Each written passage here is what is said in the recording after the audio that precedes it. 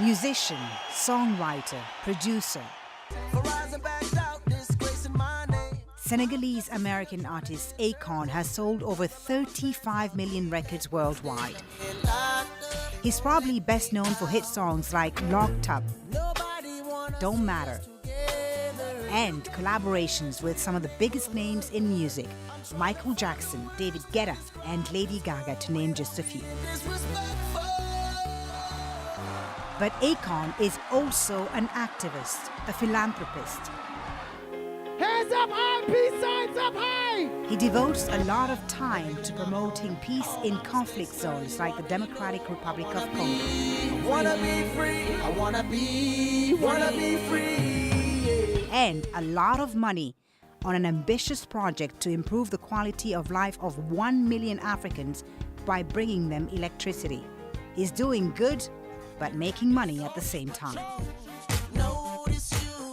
But there is also controversy about his lyrics and performance style. We caught up with Akon in Dubai. He talks music, business, and being an African in America. Akon talks to Al Jazeera. Akon, thank you so much for talking to Al Jazeera. No, absolutely. Now, very few artists are able to take their celebrity and build it into a brand that goes far beyond the art, the music in your case. Now, you seem to be succeeding in doing just this. What's the secret?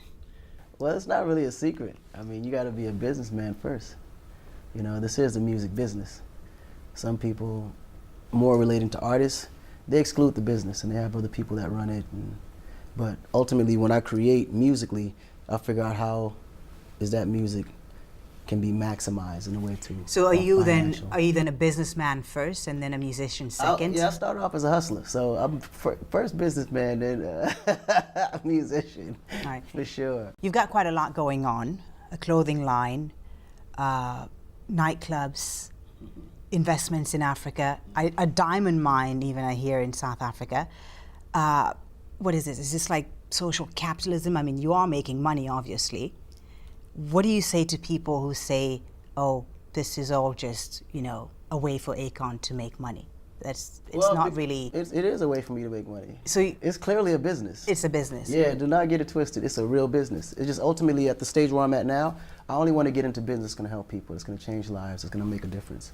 Because I can be an artist and just, you know, be on stage and do endorsements and just make money, literally. But I'm in a position where I'm gifted in a place where I've been offered opportunities where I can make a difference and change lives. So why not make money and change lives at the same time? Social capitalism. Basically, yeah. Okay. Well, let's talk a bit more about your Africa-focused ventures. I want to start off with Akon Lighting Africa. What's been achieved? We actually overachieved. We're beyond 1 million households now. We're actually in 14 countries. We started with just creating solar energy for rural areas and house homes, and then now we're doing solar street lamps all through countries, and also incorporating it within each country. We're putting solar in all the villages, and we're also creating a system to where we're actually employing all the locals to be able to maintain it and also, you know, keep everything pretty much in order. But I mean, you have to acknowledge that it's a huge challenge to bring electricity to Africa. I mean, 5 million people don't have power, and only 1% of private sector investments actually go to Africa. And you know, I wonder, when you say you're in 14 countries, how many people have you actually reached? Like, for instance, Guinea-Conakry, for instance, right? We're in Guinea-Conakry. We have 30,000 street lamps there, and it's all solar. These are areas where you couldn't even drive or even walk out at night. So you wouldn't even have a clue where you're going. So all those areas and people in that path, it's actually affecting. And then we also have over 100,000 home systems in selected villages in those areas, and we're still expanding in those areas, and that's just one country. And I wonder, how was the initiative received by the different African governments in Guinea, Senegal? I mean, because these are governments that are often criticized for not doing enough. You know, when it comes to electricity, I mean, President Macky Sall in Senegal was heavily criticized when he started. Did they welcome your initiative? I think every single country was a little specifically suspicious. because they was like, okay, he's a music guy. What is he doing in energy? You know, so it was always that. But we came fully prepared for all, answers to every question. And we also came prepared to execute. So we didn't come into these countries with an idea.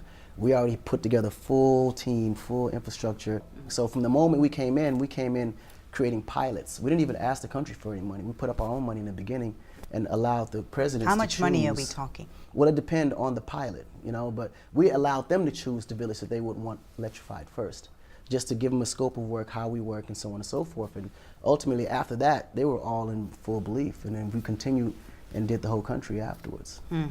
But how much money, again, did you invest in this particular project? Collectively, I don't have all the accounting, but per village, it could range from 100,000 to 250,000 just for a pilot.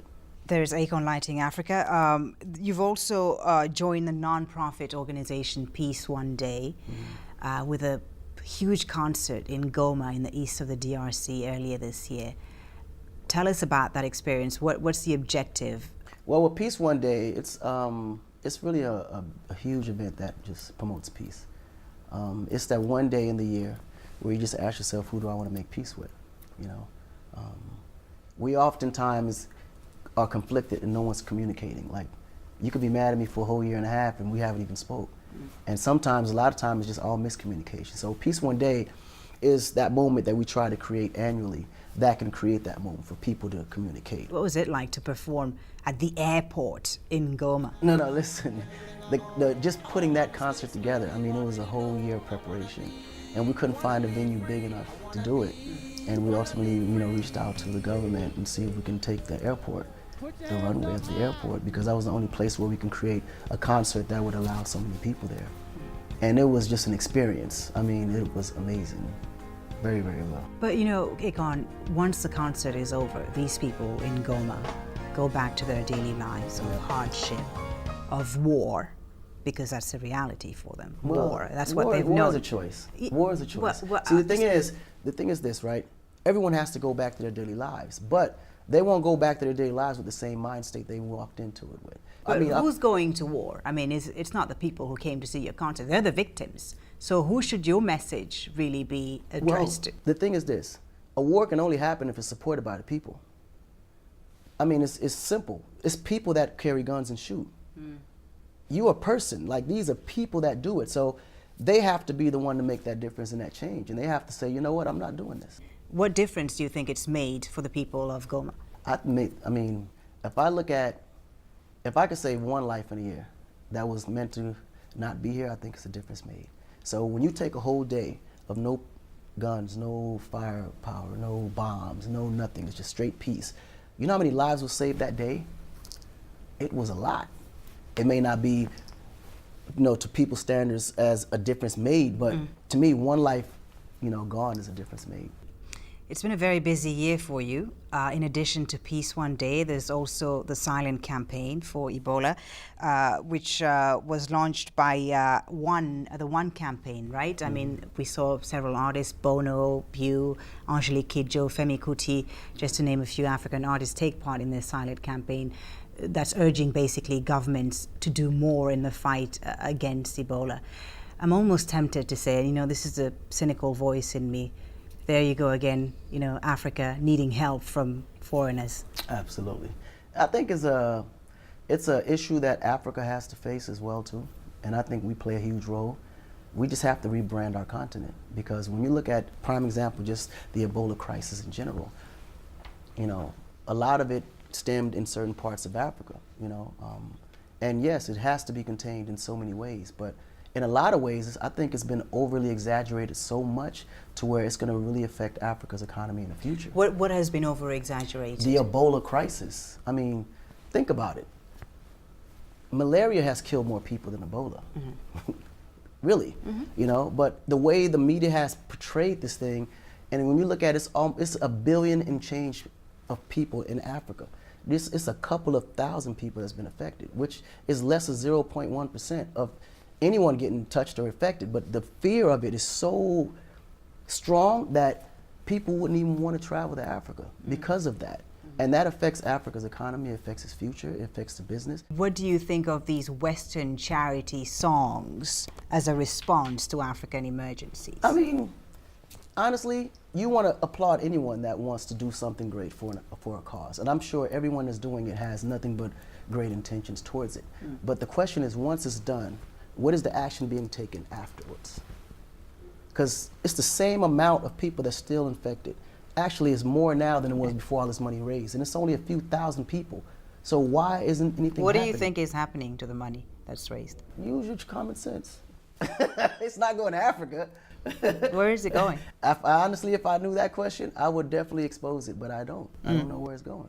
Well, you know, the reason I asked about what you thought about all these Western musicians and so on, because there's a paternalistic view that still exists today, and this is like decades after colonialism and so on, that Africa still must be saved by the West. Well, actually, honestly, believe it or not, that's actually true. But I don't think the word save is the right word for Africa. Because Africa, to an extent, has been the anchor to the rest of the world. Every natural resource that's keeping every country in the world operating is resources that's been pulled from Africa. Everyone benefits but Africa. So Africa doesn't need to be saved. Africa's the one doing the saving. Akon, you've said, if I could have my way, Africa would be the United States of Africa with just one leader. Of course, 100%. Marcus Garvey wrote a poem about this, Bob Marley sung about this, Muammar Gaddafi, the Libyan leader, poured his wealth into this idea of a United States of Africa. But really, is it, when you look at Africa today, a continent of over 1 billion people, over 2,000 different languages, is it realistic? Well, first of all, I think it has to be our generation and the generation that come after us to achieve it. I don't think this generation would ever be able to achieve it because there's too much history and it's too much built up into where it started today. It has to be set from a generation that's clear from the history, clear from conflict, and see the world in the way that we see it. The only way Africa can evolve in that way is that we have to be united. There has to be a united Africa. It has to be one Africa. It can't be so many countries with so many leaders, so many opinions. You know, all those countries, I think, should be broken down into basically states. And there should be one president, and he or she should be democratically elected by all Africans to do what's best for Africa. But I mean, in just one country already, it's so difficult to have a democratic election. How do you have a democratic election in a so-called United States of Africa? How do you do that? It's not hard. I mean, listen, if China can do it, and they don't even have a democratic election. So maybe what? So You know what I mean? maybe what democracy is something that Africa doesn't need. Africa, maybe there it has to be another elections. form of rule. There has to be elections. If you want to keep Africa stable, there has to be elections. All we need is Africans to be able to govern themselves. What's stopping Africa from governing themselves now and creating that one Africa is that there's still foreigners in certain areas that still control Africa. You know, prime example, The former colonial powers, right? Francophone countries. If the French just get out the way, we can really be okay. But a lot of the wars is set up from influences. Are you interested in getting into politics one day? Absolutely not. Hell no. Why is that? I mean, you have all these great ideas, but Listen, not interested. I would prefer to be the guy standing next to the president. I would never want to be a president. Akon, you're considered a first-generation American. Your parents are African. You were born in the United States, but spent your early childhood in Senegal and then moved back to the United States. What do you consider yourself today? Are you American? Are you African? Are you African American? What are you? I'm an African raised in America. You know, clearly. So you're not American? I wish I was, but my mind is not African. I mean American. It's clearly African. But you have the accent.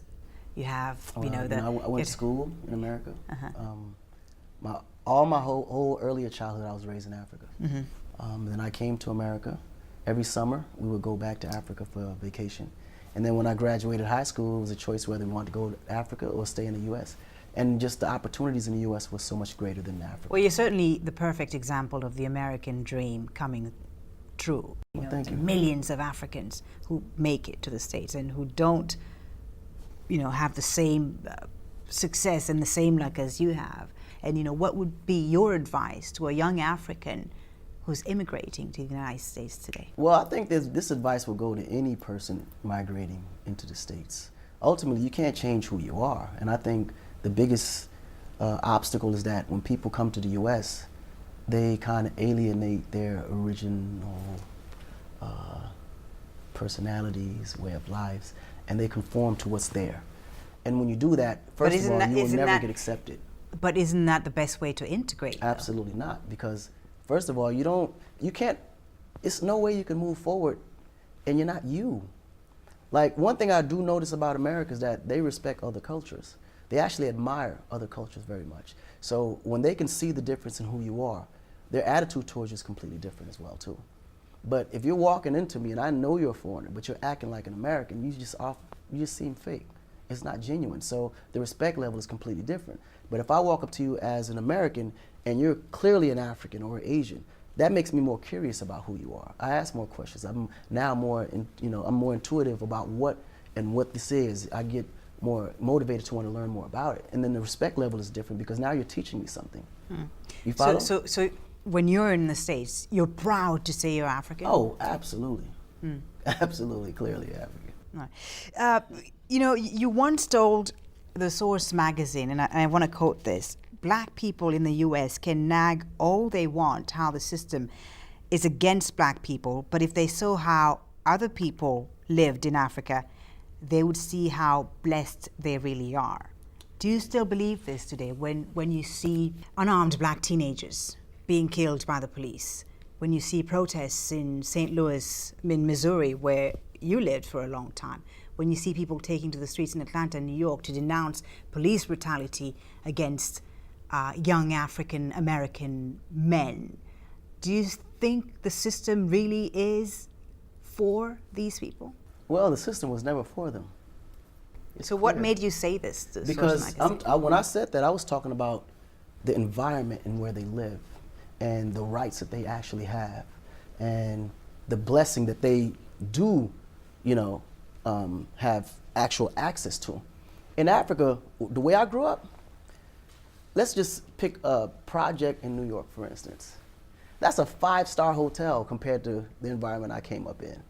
Like, if they see how they live, they actually get money from the government. They actually are programs that helps the impoverished and the poor, and you get food stamps, and they have it good compared to Africa. You follow? There's a huge difference in how the government allocate funds towards poor and how the government allocates funds towards poor in Africa. The environments are not even left and right. If these guys were able to be taken from where the environment they're in now to the same equal environment in Africa, they would be crying to come back home to America. But you say now that the system is against them. Let's get to the system. Yes, through the system. I was talking about way of life. Right. Now, as far as the system in America was never built for black people. And this is my personal opinion. I'm speaking for myself. I don't believe it was never built for black people because that system has never been changed. Those documents has never been altered. These things were made back in the 1800s, and these are the same exact literature that's down today. So mind you, at the time it was made, black people was never in a position where they were, looked at as equal. So if it's the same documents that they're applying today in 2014, it wasn't meant for them. What was it like growing up as a black man in America? Well, in America it was a little different because I was a foreigner. I was African and I was very dark skinned. And at the time, dark skin wasn't really in style, so I was always getting picked on in school. But you were in trouble a lot. That's what got me in trouble. It was frustration. What got you in trouble? Just the way I felt. I felt I was being mistreated and unfairly judged because I was African. So I was always in fights. And you spent time in jail? I spent some time in jail. Collectively about 3 years, but my longest bid was about 6 months. What for? Stealing cars and hustling. Yeah. So again, what was it like then? I mean, when you see, Ferguson, Missouri today, and you hear of Michael Brown and Eric Garner and so on. Do you sympathize? Do you understand that experience that these people are denouncing today? I clearly understand the frustration. What I don't understand is that how, like, if I'm in a position of where they are, and I don't want to speak too much from them because I think I may have some knowledge that they may not quite have, right? Because I've been in a position where I've experienced Africa and I've experienced the United States. I always felt like Africa was for Africans. So when I see African Americans in America dealing with all these issues, my first question is, why don't they just go back home? Where? Back to Africa. Will they be treated fair? Will they actually be praised for who they are because of the fact that they're American? They'll get way better treatment. They can invest their money But come back on, home. Akon, how do you tell people who've lived for generations, centuries and centuries in one land to move back to a place they don't know? I mean, no, but that's my point. They Right. don't know. It starts with a visit. How many African Americans do you know actually consider Africa as a vacation spot? Not one. When you look at the overall population of African Americans, a very few percentage would decide to go to Africa for vacation. Would even, just for knowledge, just to know where they come from, just to get an idea of what that is. It's so much fear installed into them that they wouldn't even want to even go there to visit. You mentioned Africa, they start shaking. I want to talk about women and your view of women. I love women. When you sing about them, they're called sexy chicks, and this is a clean version, of course. Yeah, without being disrespectful. That's Without the best, being that's the only word disrespectful. I can use to describe But it. yeah, Yes. sexy chicks. Nice. There's the infamous incident, of course, in Trinidad in 2007, where you were dancing very suggestively, to say the least, with a teenage Dirty girl. whining, Yeah. And I know this is not just you. I mean, in hip hop in general, women are called, names and so It's just on. a figure of I know, but I speech, wonder. It's though, just like- a figure of speech. But I wonder, Akon, can dehumanizing women be passed off as entertainment? Well, I wouldn't call it dehumanizing. Like the women themselves call each other bitches more than we do as men. Like right now, Really? I promise you, if I was to sit there and listen to a female conversation, they'd be like, bitch, you so crazy, girl. But it's just a figure of speech. I just think some people are just so uptight that they don't just embrace personality. Like this is just loosen up. So what do you respond to people who say that you don't respect women? Nah, honestly, they clearly don't know me. There's not a woman in my life that will sit here and tell you that I don't respect women. But you've urged women also to consider polygamy. You think a man should have several women in Well, his that life. depends on the culture you follow. I came from a different environment where you can marry more than one wife, Let's talk about music, because your fans won't forgive me if we don't talk about Akon and the music and, the next album. It's been 6 years, Akon. What's happening? Are you too busy building other people's careers to make your own music now? Well, I built my career off building other people's careers. I always loved the art of collaboration because I felt like with collaboration, you can always, expand the art. They teach me something, I learn something. I teach them something, they learn something. And then not only that, but you create a synergy of music that people haven't heard or a combination that people don't expect. And I always thought that made music more interesting, All right, but when's the next album? Again, it's been a while. Yeah, it's been a minute. It's been a minute. So? It's been a minute. So 215, for sure this album is definitely coming out. And what's it going to sound like? Because, some of your fans that I've been speaking to say, we miss the original Akon, the 2006 convict Akon with the hip hop Exactly. sound. Now it's all about dance. It's all about, club music and so on. What's happened? Is this an attempt, to be more commercial? No, I think me as an artist, I just grow. I've been growing, and I've been growing real fast. And now that I've been traveling, I've been growing even more. But one thing I did learn is exactly what you said. There's a lot of fans that's all have their own favorite part of Akon's growth. So this new album is set up to where you give each audience their own focus point. So that's why the album is broken up into 4 parts. It's called Stadium, and then you have the Urban Stadium, which will give you all the street records that you loved from me in the earlier part. And then you have the Afro Stadium, which is all the African type music that my audience in the States probably haven't even heard. Then I have the International Stadium, which gives you more of the international, global, world music sound. And then I have the Euro Stadium, which is all the dance type of music and records. So they're broken up into 4 parts. There's going to be 6 songs and a 7 bonus track on each one of them. And then you can purchase it all together as a package, or you can pick just the genre that you desire when it comes to Akon. Well, I can't wait to hear it. Thank you so very much for speaking to us, Akon. Thank you. You got it.